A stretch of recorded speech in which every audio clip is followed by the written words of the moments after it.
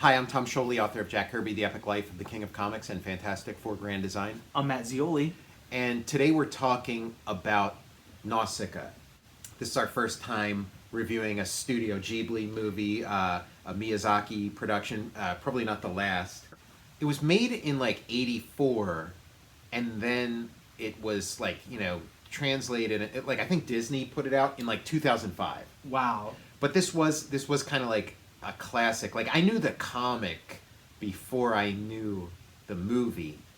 It's super influential too, and when you think about it, coming out in 84, like the visuals seem like state of the, just the design of the world building seems like so contemporary, because we've seen like the influence is really strong. Like, we've seen plenty of things that kind of try to duplicate this look, this world. Dude, like, seeing it now for the first time, you're right. Thinking I was like reverse engineering. Yeah. Like, I was other trying things to go you've backwards. seen where it's like coming from Look at this. that. It's right out of Star Wars, basically. Like, Yeah, because it's early 80s, so it's like, Star Wars is definitely in the air. The Road Warrior and stuff.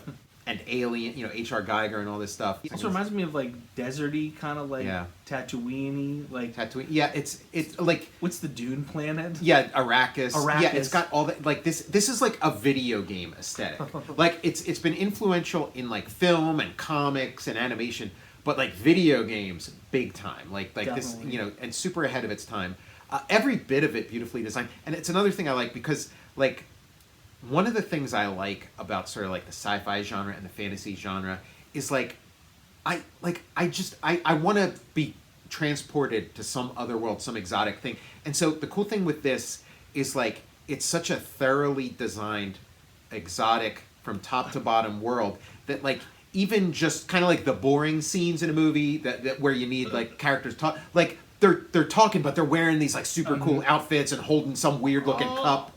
There's nothing standard in it. No. Everything is like, I love the made to order. gliders. The glider. This also feels like when Lucas talks about his frustration in making Star Wars, of like what he saw in his head versus what ended up on screen. I can kind of see it, because I think he wanted Star Wars to look something like this, to look like this completely exotic fantasy sci-fi kind of world. And when it fell short of that, he was kind of bummed out. And then you can also see how Phantom Menace is closer to this aesthetic than Star Wars was. Dude, like, this really struck a chord with me, because like I couldn't describe my feeling. It was like something. It was like I had seen or felt this like aesthetic. It's like for my whole life, but never have. It was kind of like me with Jack Kirby, where I'd seen all this like Kirby inspired or Kirby derived things, or even like Kirby's like animation work, where it's like a watered down Kirby. And then when I like encountered like full Kirby, like Mike Royer inked Kirby, it felt like that, where it was like, oh, I've been seeing the echoes of this my whole life, and now here's the source. And I appreciated how it was paced and felt like a 70s movie. Yeah. Because like there's like just nothing, like there's people walking around for long periods of time. But again, they're walking around through like the coolest looking stuff. Look at that. Every bit of wildlife. It's just this sensual experience. You're right. Like, and like a lot of people talk about now how slow the first Star Wars was, but like at the time, people talked about how fast paced it was. And what it was sort of a slow unfolding movie, but the world of it was so exotic and strange that it felt fast paced, because you're just like looking in every direction. And then as we became acclimatized to Star Wars and used to it through like repetition and things, you don't stop to look. Yeah, that part's done. So all of a sudden you're like, well, why are they just sitting there? And so this is like that too, because it's like you can if there's a million cool things to look at, you can kind of like take your time. And yet there are great action sequences and like really tense moments, but there are these long periods that you just kind of luxuriate in this world. It also strikes that chord that we love, like the space barbarian. Not necessarily this is, but like it's like futuristic old. Yeah, retro future, future, but then it's also medieval kind of thing. And it like pulls at my heartstrings when I see somebody with a sword and then they go to their blaster. Yeah, a sword and a blaster. Yeah, and there is kind of like a Darth Vader kind of, there is like a character that's in armor and has like a kind of voice, and then you're like, oh, who is this? Oh gosh. And then the grandfather played by Patrick Stewart. Oh wow, I didn't. So this is Patrick Stewart after Star Trek, after X-Men, Wow, so. I didn't even for some reason didn't see the. Well, so have you watched any other Studio Ghibli things? I've only watched 2 other ones. I watched the Howl's Moving Castle. Yeah. I'm a scarecrow freak, so I love anything with a hopping around the bouncing scarecrow on a pogo stick. I really am lacking in my Studio Ghibli. Yeah, I mean, I'm a little behind too. I saw Princess Mononoke in the theater when that came out, and that was I was always a fan of anime and stuff, but the big thing was always the overdubs are just terrible. The voice acting's really bad. Yeah. Sometimes it's one person doing all the voices and stuff. Of course. And it's really bad. And again, if you're really into anime, you watch the Japanese version with the subtitles, because the voice acting then it's spectacular voice acting. You don't understand, the language, but you can, it's a more enjoyable experience because you can feel the emotion coming through in a way that you can't with the dubs. But Princess Mononoke was the first anime where I was like, oh, they spent some money on the voice acting for, the American version, for the translation. They spent some money on the rewrite, the translated script. I think Neil Gaiman might have written the translation, sort of touched up wrote the script in Princess Mononoke, and then you had Gillian Anderson and stuff. You had really good actors doing this awesome stuff. And so that was a big hit. And so then you started getting all the Studio Ghibli stuff coming out, and then this came out afterwards. This had been sitting for 20 years, Holy and then shit. finally came here part of that. And so you had Princess Mononoke, and then I saw Spirited Away in the theater. I still haven't seen Spirited just Away. Continuing that thing, and then again I like those more fantasy oriented ones, but then you'd have My Neighbor Totoro and I hear great things. Me too. I hear and great things about these Studio Ghibli movies, but it's because it doesn't take place in kind of this primary this primal visual fantasy the way those other ones do. But I need to I just feel like an ass because how did I fucking miss this? If I had. Thanks for turning me on to it. Because it's so right in our heart. I think it's in a lot of people's sweet spot. I mean, this is a hugely popular thing, but it is if you like Star Wars, if you like Conan, if you like the Road Warrior or whatever, it's just this really. Because I watched Howl's Moving Castle, and then I watched this. I'm like, fucking. Right. Howl's Moving Castle. It's okay, this is close. Not quite, but then this is this is exactly what I'm looking for. More of this.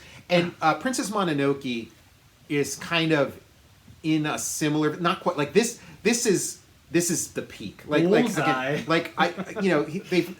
Miyazaki's made better movies or whatever, but this one is just a sweet spot. This is my favorite. It even inspired me. I almost started writing music, a song. I was I liked the word "sea of decay" and stuff like that. And I was this is cool as hell. Yeah, great evocative imagery and words and stuff. I see these things running around. Are these protecting the people from the forest? Are they on? Yeah, they're because you're not sure what's up with them. And so of course and this is kind of with fire. Yeah, this is a recurring thing in Miyazaki's movies where there's something that's super scary that you think is awful, and then you get to know them better and you find out they're nice. And stuff. Thousands of them they have the guys have the baby. Yeah. And they're all converging on. I like how they have areas that aren't polluted or destroyed by the. Did you see the one? There's the cat or whatever, and it's totally a Pokemon. It's Eevee. Oh yes. It's Eevee the Pokemon. I saw that thing. Before Pokemon, you could see how it's ooh, let's make a whole thing just based on that cat. The thing that made me want to talk about Nausicaa is they just recently put out a translation of this Miyazaki graphic novel called Shuna's Journey, and it's kind of it's got this aesthetic. It's kind of halfway between this and Princess Mononoke, in terms of aesthetic. Like it's got like a male protagonist like Princess Mononoke, and he's riding on this kind of like yak or something that very similar to Princess Mononoke. Awesome. But then like it's got these like giants that are kind of like it's got like a bunch of it's kind of like somewhere between those two. And I think he might have even created it like between those. I forget. But like reading that, I was like, we got to do Nausicaa. We got to do Nausicaa. Thanks for turning me on to this. Fucking love this. And like, am I losing my mind? Like from like an artist perspective, like this looks better. Like the animation looks different than like Princess Mononoke and like Howl's Moving Castle. And, like there's something. I don't know what the deal is going on because this looks amazing. Like, well, I think the animation in Princess Mononoke and Howl is more sophisticated. There's more going on, but this kind of has like a simplicity in it, and it's also extra cool seeing kind of like a more sort of like old-fashioned cell animation that looks like not too far from like the first like Gundam cartoon, but like done really like exquisitely, so it's like kind of cool seeing that aesthetic, but like a super amazing employee. Like it kind of gives it extra it gets like more points. Tom, like this is like my new favorite thing, brother. Like if you like compare this to like Princess Mononoke, you can kind of see where it's like, okay, this like Princess Mononoke is getting really they're getting really intense with the animation, because like Princess Mononoke would have like blowing grass in it, where like it would be like the grass you'd see like animated highlights on the grass and stuff as it's so it's like, okay, that is more sophisticated, way more labor intensive, but this is like the simplicity of this is really appealing too. It is, and I felt like watching it was relaxing to my brain. I watched this for the show, to for us to talk about here, but then I put it on again immediately after, here. And just kind of like as ambient, just kind of have it on, do my thing, do the other stuff I'm gonna do, but kind of have this on and just kind of like every now and then be like, whoa. And it'd be like, she'd be like flying on that glider. Mm-hmm. There's no sound, just like, and I'm like, and there's no MTV cuts or like all this extra bullshit. Or you could almost have like a Nausicaa party. Like you could just have people over and have this on and like have your conversations and stuff, but have this on. And dude, that's a great idea. The perfect like background movie. And like what I really like, like it maintains this sort of like alien world look through the whole thing, because it's even like they have sort of, Miyazaki is like an aviation nut. He like loves aviation and like there's a lot of planes, history. And there's a ton of planes, but like I love that there's never a point in this where they like dust off some like old airplane, some like God. They're all alien. They're all like some of it's like evokes old, evokes biplanes or whatever, but it's like an insect biplane. It's not there's not like there's an actual thing, Because like you're right, they don't. That would ruin it if they're like like you are just completely taken into another this world. place. There's that little lens that they got. Look at this. Just you just relax and watch. This is like, what a fucking picture, man. You know what? Play Dark Side of the Moon while you watch this. Man, play Dark Side of the Moon. It's like fired up at the second roar. Look, they're in a pop. It's like the Sea of Decay, man. Yeah, I love all that. I get it does take you, but it takes you back to like summer and your childhood, where you're like all involved with like the little spores blowing off of the dandelions and stuff like that. And doesn't this like evoke like you're playing like an RPG for the SNES? Yeah, it does. It does feel like Final Fantasy or what was that other one?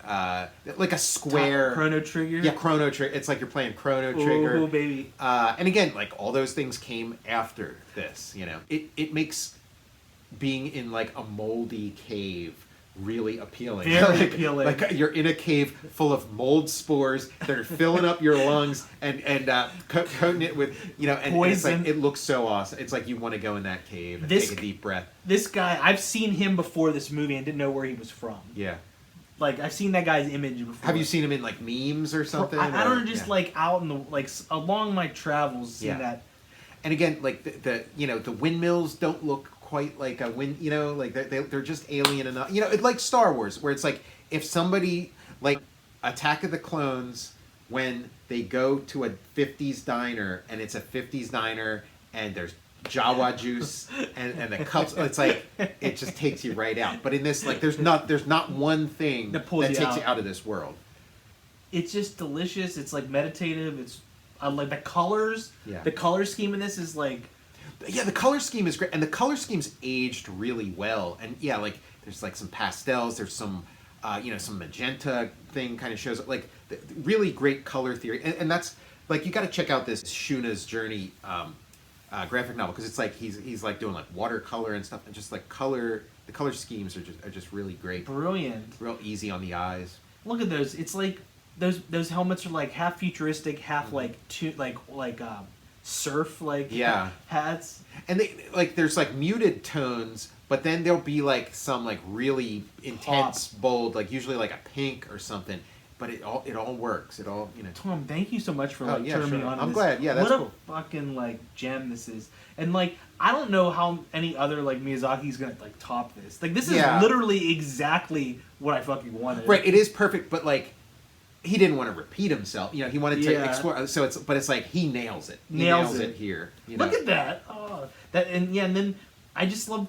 Also the juxtaposition of like the lush, like beautiful greenery. Then there's like this toxic fucking like looks like what was that action figure line we love? It has like the one guy, he has like a skeleton chest, you put the guy inside. What is that? Oh, Inhumanoids? Inhumanoids! Well, yeah, because there's these like giants in this and stuff. Yeah, because there's like, oh, the giant! At the end, that fucking like huge like creature comes out of the ground. I was like, what is happening? I love this. That it's popping so hard with that thing. Well, then it falls apart. So, like, I encountered the comic first, and like the movie's like just so. I mean, the movie's just something else altogether. But the cool thing in the comic, you know, the story's a little different, and it goes like way in depth into this world. Like you get like another view of this whole, and like if you want to just like. You know, really learn every little bit and piece of how this world, like, you know, and just the whole food, like, how food works in it is kind of cool. You know, like you know, eating these giant bugs or whatever. You know, they're riding around like those chocobos, those like ostrich looking like things, and this is like my new favorite thing. Yeah, it is pretty awesome. It's awesome. It was fun to revisit, and it like I feel like. You know, the next comic I do is gonna be, you know, you're gonna like, and just like unconscious, because how do you not watch this and be like, okay, I'm all going, in on I'm this. going in Nausicaa land. I see. Okay, there's some of the grass blowing. Like when you see the highlights on the grass blowing in there in Princess Mononoke, it's like super intense. It's, you know, there's some like color pops. Mm-hmm. Yeah, some purples and stuff. Look at that. Look at the ivy on like the outside of that windmill. You know, like this part is kind of like a night scene. It's kind of dim, and then somebody runs by with these like bright orange pants and stuff. And you know. This is like you're like, I would love to have. Look, oh no, that's like the scene, like the RPG you go out. It's like, yeah, it's dangerous out there. Take this. You may need it. You know. I'll have to see. Like, there's got to be some Nausicaa games, you know, especially the era. It might have been like there might be a Nausicaa NES or a Nausicaa Famicom game that never made it here. You what know? If there's a Nausicaa like TSR, like a RPG, like a tabletop? Tom, doesn't that get the juices flowing? As soon as we end this video, I'm gonna look that up. I'm really glad you enjoyed this, and it is kind of like it is fun to like introduce. Like on this show, it is really fun when we get to like introduce each other to different something. media. Like, what can I say? Oh, look at that! Like, it feels like Star Wars along the line picked up shit from this movie. Right? Yeah. Like look at that. Yeah, that airship looks so cool. And you're right. It is kind of like Dune.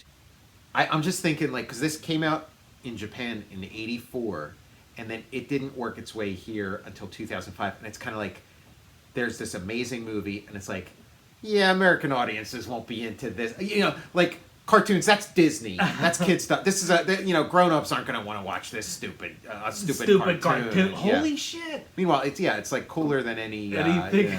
And oh god, and then and the sci-fi of it too, because like after Star Wars and stuff, you know, it was like they had a hard time coming up with like some good sci-fi like on that level, and this is like. And you're right, Tom. You feel like since this was '84, that people could like pilfer from this for years without anybody getting wise to it. Yeah. Look at that!